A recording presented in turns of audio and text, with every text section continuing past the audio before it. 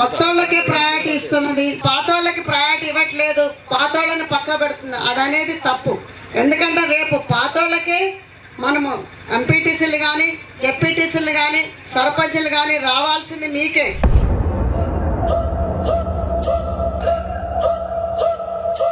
రెండేళ్లలో 20 ఏళ్ల రాజకీయాన్ని, 20 ఏళ్ల భవిష్యత్తుని, 20 ఏళ్ల కష్టాల్ని అనుభవించినాం మేము ఇక్కడ. మేమేమి సుఖపడటానికి రాలేదు, లేకపోతే మీ దగ్గర దాచుకోవడానికి రాలేదు.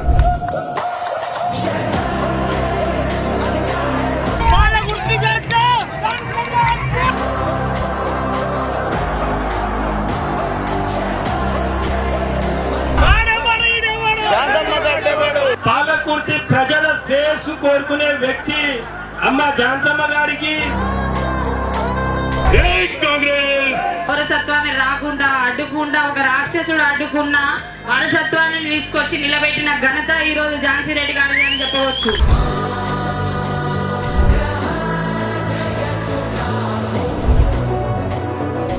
ఎందుకంటే చాలా పట్టుదల గల మనిషి, దేనికి వెనుకడగైనటువంటి మనిషి.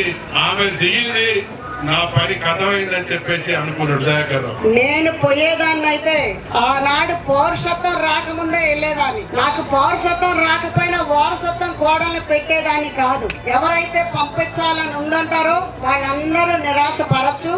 ఎందుకంటే నేను పోవటానికి రాలేదు. నా కోడలు ఇప్పుడే ఈ 4 ఏళ్లే కాదు, ఇంకా 40 ఏళ్ళు ఇక్కడ రాజకీయం చేస్తుంది. మీరు గుర్తుపెట్టుకోండి. ఎట్లయితే దయాకర్ రావుని పాలకుర్తి నుంచి పర్వతగిరి తరలి కొడితే ఎక్కడ పడ్డాడో ఈ రోజు మీ అందరికీ తెలుసు. అది చేసి చూపించాం.